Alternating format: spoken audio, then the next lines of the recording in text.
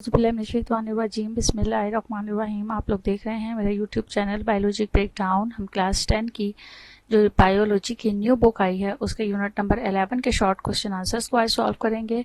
Unit number 11 है bio statistics and data handling.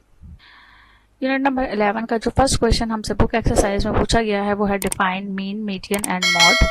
तो mean की डेफिनेशन है it is the average of a group of numbers. Mean की simple सी छोटी सी definition यही है कि ये ग्रुप जितने भी आपको नंबर्स दिए जाते हैं उनकी एवरेज जो है वो मीन कहलाती है। उसको फाइंड करने का तरीका ये होता है कि आप नंबर्स को ऐड करते हैं और उसको डिवाइड कर देते हैं टोटल नंबर से। मीडियन की डेफिनेशन है it is the middle value when numbers are arranged in order. जब ऑर्डर में नंबर्स अरेंज किए जाते हैं तो उसमें जो सबसे मिड में वैल्यू होती है उसे मीडियन कहा जाता है। फिर मॉड है it is the number that appears the most. Mod वो नंबर होता है जो बार बार रिपीट होने वाले नंबर्स में सबसे ज्यादा दफा रिपीट हुआ होता है, उस नंबर को मॉड कहा जाता है। क्वेश्चन नंबर 2 है write down the formula of median and mod. आपसे यहाँ पर दो चीजों के फॉर्मूले जो है वो पूछे गए हैं, मीडियन का और मॉड का। मैंने आप लोगों की आसानी के लिए यहाँ पर मीन का फॉर्मूला भी जो है वो आप लोगों को समझाने के लिए जो है वो लिख दिया है। तो हम मीन का फॉर्मूला भी देखेंगे, मीडियन का भी और मॉड का भी। तो फॉर्मूला ऑफ मीन एवरेज क्या है, sum of all values divided by total number of values. इसकी एग्जांपल अगर हम देखें तो आपको यहाँ पे ये तीन नंबर दिए गए हैं 5, 10 और 15। तो इनका अगर हम सम करें तो 30 आता है और टोटल नंबर ये कितने हैं 1, 2, 3 इनको काउंट करें तो ये 3 है, तो हम 3 से डिवाइड कर देंगे तो यहाँ पर हमारा जो मीन है वो कितना आएगा 10 आएगा। इनका एक और फॉर्मूला होता है जिसमें summation F x divided by summation F, यानी अगर फ्रीक्वेंसी दी जाती है किसी भी और फिर फाइंड करने के लिए मीन फाइंड करने के लिए दिया जाता है तो इसमें एफ हमारे पास फ्रीक्वेंसी होती है, एक्स जो है वो mid point class marks of each class. F x जो होता है एफ यानी मिड पॉइंट होता है, क्लास मार्क्स जो हमें क्लास बाउंड्रीज दी जाती है उनका जो मिड पॉइंट होता है वो एक्स होता है।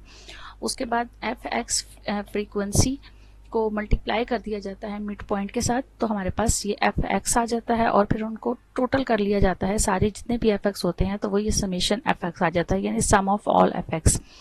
उसके बाद ये समेशन एफ है सम ऑफ ऑल फ्रीक्वेंसीज, जितनी फ्रीक्वेंसीज हैं जैसे 10 हैं, 12 हैं, 15 हैं, जितनी भी हैं उनका जो सम है वो समेशन एफ होता है। इसके क्या स्टेप्स हैं, find mid point x, lower limit plus lower limit upper limit divided by 2। Mid point को फाइंड कैसे किया जाता है, यानी ये एक्स की वैल्यूज कैसे फाइंड की जाती है, लोअर लिमिट और अपर लिमिट को प्लस कर लिया जाता है और 2 से डिवाइड कर लिया जाता है। उसके बाद सेकंड पॉइंट होता है हमारे पास multiply each X by its frequency. जो फ्रीक्वेंसी हमें गिवन होती है उसको इस मिड पॉइंट के साथ मल्टीप्लाई कर लिया जाता है and use the formula above. उसके बाद ये वाला फॉर्मूला अप्लाई करके हम मीन फाइंड कर सकते हैं।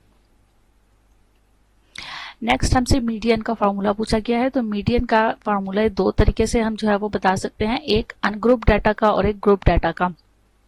यहाँ पर आपको अनग्रुप डाटा ग्रुप डाटा दोनों के फॉर्मूले बता दिए गए हैं। अनग्रुप डाटा अगर होगा तो उसको फाइंड करने के लिए ये दो स्टेप्स हैं। सबसे पहले हम उस डाटा को अरेंज करेंगे इस असेंडिंग ऑर्डर में, उसके बाद हम ये फार्मूला अप्लाई करेंगे। ये फार्मूला अप्लाई करने के लिए भी हम पहले देखते हैं कि जो हमारी वैल्यूज हैं वो ऑड हैं या इवन है। अगर ऑड होती हैं तो उसके लिए ये फार्मूला होता है जिसमें n+1 डिवाइडेड बाय 2 है, और अगर इवन वैल्यूज होती हैं तो उसके लिए ये फार्मूला होता है n divided by seconds value plus n by 2 + 1 seconds value divided by 2। इसी तरह से अगर मीडियन फॉर ग्रुप डाटा, अगर ग्रुप डाटा के लिए मीडियन फाइंड करने के लिए दिया जाता है तो उसका ये फार्मूला होता है जिसमें L जो है वो हमारी lower boundary of the median class होती है, N जो है वो टोटल फ्रीक्वेंसी होती है यानी समेशन F आपका होता है, F जो है वो cumulative frequency before the median class है, स्मॉल f जो है वो frequency of the median class है और स्मॉल h जो है वो class with size of the class है।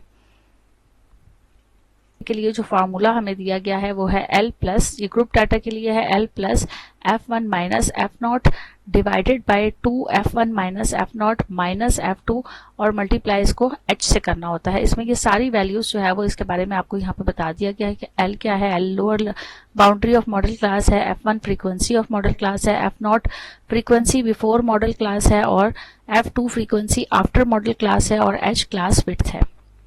क्वेश्चन नंबर 3 है what is importance of mean calculation. तो मीन कैलकुलेशन की क्या इंपॉर्टेंस है, mean tell us the average value. Mean हमें एवरेज वैल्यू बताता है। It helps to compare and understand data easily. ये डाटा को इजीली कंपेयर करने में जो है वो हमें आसानी फराहम करता है और यूजफुल इन डेली लाइफ में हम इसे इस्तेमाल करते हैं, like finding average marks for expenses. और एक्सपेंसेस जो हमें एवरेज मार्क्स फाइंड करने होते हैं या एक्सपेंसेस अपने जो है वो उनको देखना होता है कि उसकी क्या एवरेज हमारी मंथली चल रही है, तो उसके लिए जो है वो मीन बहुत इंपॉर्टेंट होता है। क्वेश्चन नंबर 4 है why value of mean is not completely reliable to get the correct picture. Because इसका आंसर हम ये लिखेंगे कि बिकॉज वेरी हाई और very low values called outliers can change the mean and it may not show the true picture if data is not balanced। अगर data balance नहीं होता है और अगर वैल्यूज कोई वैल्यू बहुत हाई जा रही होती है और कोई वैल्यू बहुत लो जा रही होती है और उनमें बैलेंस नहीं होता है, तो उसमें मीन फाइंड करना जो है वो सही से मीन जो है वो फाइंड नहीं होता है और मीन से हमें क्लियर जो है वो पिक्चर नजर नहीं आती है। नंबर 5 है right the formula for calculation of mode. आप मोड का फार्मूला फाइंड करने के लिए हमें जो है वो क्या चाहिए होता है, तो most frequent value in data. Mode का एक फार्मूला आप लोगों को पीछे बताया भी गया है तो क्वेश्चन से, और यहाँ पर वैसे अगर सिंपल मोड फाइंड करना हो तो उसमें जो है वो most frequent value in the data, जो डाटा के अंदर वो वैल्यू जो कि बार बार रिपीट हो रही होती है उसे मोड कहा जाता है। For simple data just find the number that comes most often. Question number 6 है why bar chart is different from pie chart. Bar chart को जो है वो पाई चार्ट से कैसे डिफरेंट किया जा सकता है, तो बार चार्ट जो होता है वो use rectangular bars to show data, जबकि pie chart is a circle divided into parts like pizza slices to show data. Bar chart is good for comparison, pie chart is good for showing parts of a whole। Question number 7 है write one similarity and one difference between rectangle graph and pie graph. तो similarity ये है कि both show data visually और difference ये है कि rectangle graph bar chart use bar, pie graph uses circular slices. Number 8 है how graphically representation of data is important than tabular representation. Graphically data जो रिप्रेजेंट किया जाता है वो कैसे बेटर हो सकता है टेब्यूलर डाटा से। तो ग्राफ्स में data easier to see and understand quickly. Graph का जो डाटा होता है वो समझने में, उसको देखते ही जो है वो उसको अंडरस्टैंडिंग हो जाती है, तेजी से जो है वो समझ आ जाता है। दे show trend comparisons and pattern better than tables. वो टेबल से ज्यादा बेटर जो है वो कंपैरिजन आपको करके दिखा सकता है, ट्रेंड जो है वो शो कर सकता है और पैटर्न जो है वो बता सकता है जो ग्राफ्स होते हैं as compare to tables. Find out the mean of the values in the following data set. अगर ये आपको जो है वो एक एग्जांपल दी गई है और इसमें मीन फाइंड करने के लिए कहा गया है, तो ये वैल्यूज हैं कुछ, तो हमें पता है कि हमारा जो स्टेप 1 है उसमें क्या होता है, हमने इन वैल्यूज को ऐड करना होता है। ऐड करेंगे तो ये हमारे पास 620 आएगा। स्टेप 2 हमारा क्या होता है कि divide by numbers of values. 620 को जब 8 से डिवाइड करेंगे, ये टोटल 8 वैल्यूज हैं, 8 से डिवाइड करेंगे तो हमारा मीन जो है वो 77.5 आ जाएगा। नंबर 10 है calculate the median of the values given in data set of question number 9 above. ये आपको क्वेश्चन नंबर 9 जो ऊपर दिया गया है, जो अभी हमने सॉल्व किया है, उसी वैल्यूज को लेते हुए मीडियन फाइंड करने के लिए कहा गया है। तो find the middle values 4th and 5th। हम दरमियान की वैल्यू देखेंगे, यहाँ से हम काउंट करेंगे 1 2 3 4 और 1 2 3 4, यानी 4th और 5th वैल्यू जो है वो हम 74 78 को प्लस कर लेंगे और 2 से जो है वो डिवाइड कर देंगे, तो ये हमारा मीडियन 76 आ जाएगा। उम्मीद है आपको ये कैलकुलेशंस और ये क्वेश्चन अच्छी तरह से समझ में आ गए होंगे। मज़ीद वीडियोस के लिए और मज़ीद इसके टॉपिक्स को समझने के लिए साथ रहिएगा इसी यूट्यूब चैनल बायोलॉजी ब्रेकडाउन पे।